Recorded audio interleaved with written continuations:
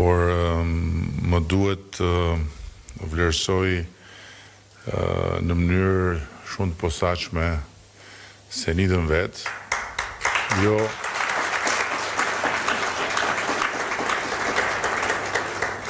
për t'i kthyer atë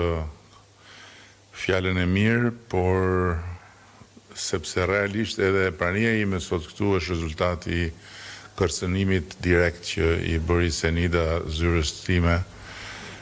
duke abuzuar me lidhjen e vjetër që ka me asistentet e mia, edhe të cilat më thanë që atje duhet të shkosh patjetër sepse Senida ka thënë kështu. Tani se çfarë ka thënë unë nuk ja u them juve. Ndërkohë që dua të falenderoj po ashtu edhe Delinën për punën e saj pasionante në raport me këtë botën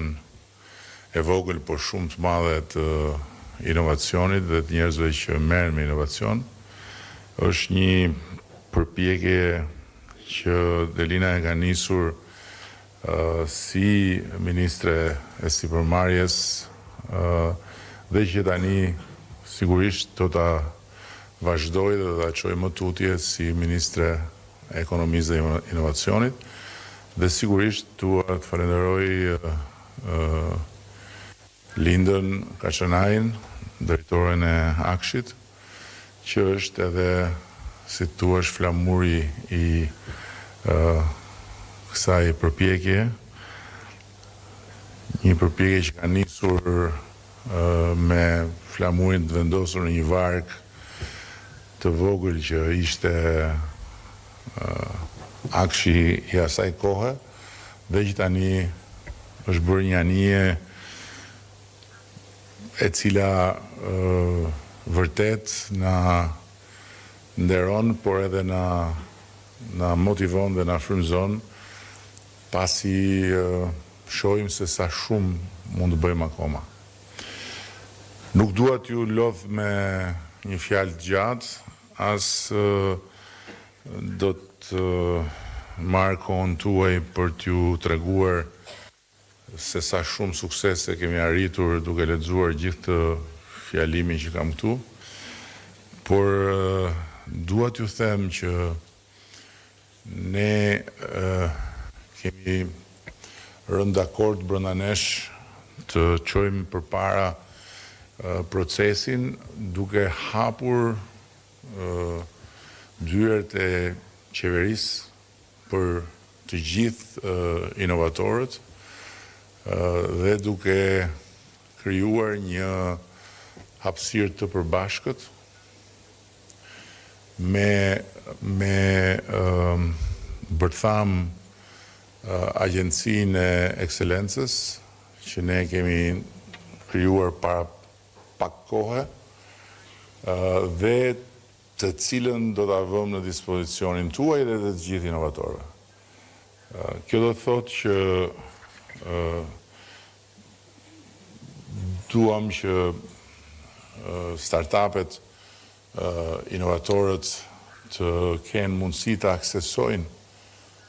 institucionet, dhe duke aksesuar institucionet të kenë mundësi të shohin nga afër problematikat, por edhe të shfrytëzojnë të dhënat e tyre, të shfrytëzojnë statistikat e tyre, të shfrytëzojnë të gjitha të brumë që pastaj është baza e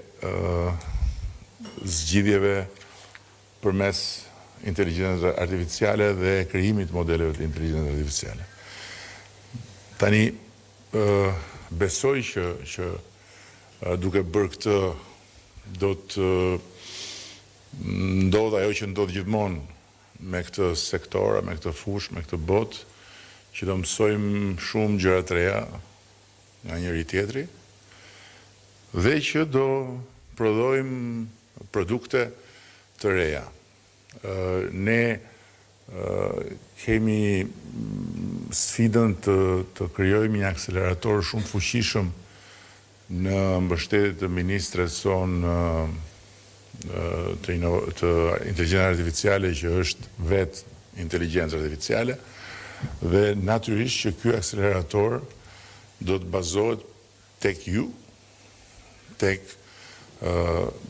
kapitali njerëzor që ne kemi brenda Akshit,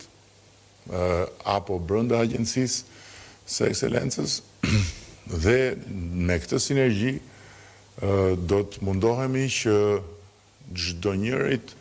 nga institucioneve qendrore ti zgjerojmë trurin me inteligjencë artificiale. Ky është plani. Ndërkohë që këtu më thanë që janë 161 ide të paraqitura, është bërë një seleksionim paraprak, do vazhdoj një garë tjetër në dijenin time dhe në ndërkohë njëri do të shpërblehet me një vajtje në Finland për të marrë pjesë atje në një nga këto betejat që zhvilloni ju me mullinjtë e erës. Nuk di çfarë të shtoj më shumë për të mos u marrë kohën, se kam shumë gjëra për të thënë, por di që kam shumë besim, kam shumë më tepër besim se sa që mund të mendoni ju dhe sa që mund të duket, dhe një gjë është e sigurt, kam më shumë besim se të gjithë tjerët që juve mund të takoni, që nuk janë pjesë e botës tuaj, tek bota juaj dhe tek ju. Është një bekim i madh për ne që jetojmë në këtë kohë kur teknologjia digjitale dhe tani edhe inteligjenca artificiale na japin një mundësi pa të cilën ne nuk do mund të ëndërronim që të kapnim majat. Sepse do duhet të nënshtroheshim progresit linear të zhvillimit, i cili impononte gjithmonë që vendet më pak të zhvilluara ose vendet në zhvillim të mbeteshin gjithmonë mbrapa atyre të zhvilluarve, sepse çdo gjë e re që zhvillimi sillte i takonte në radh para atyre dhe pastaj vinte deri tek ne. Ose e thënë ndryshe, nëse dilte një makinë shkrimi e re apo një kompjuter i ri, do ta merrnin një herë ata dhe pastaj kur të vinte deri tek ne, atje do kishte dalë makina e re e shkrimit apo kompjuteri tjetër i ri. Ndërkohë që sot është krejt ndryshe. Madje, duke qenë se burokracia jonë, se strukturat tona nuk janë aq solide dhe aq të sofistikuara dhe aq të rënda sa po themi në vendet zhvilluara si Gjermania apo Franca, atëherë bëhet më lehtë që ne t'i drejtohemi këtyre zgjidhjeve për të bërë kapërcime dhe për të kaluar në fazat e reja të zhvillimit. Dhe natyrisht, duke qenë se këtu në këtë pikë fokusohet edhe ambicia për zhvillime befasuese, atëherë kjo ju bën të gjithëve ju jashtëzakonisht të rëndësishëm. Jashtëzakonisht të rëndësishëm, një kapital strategjik njerëzor për vendin tonë. Ju falenderoj shumë për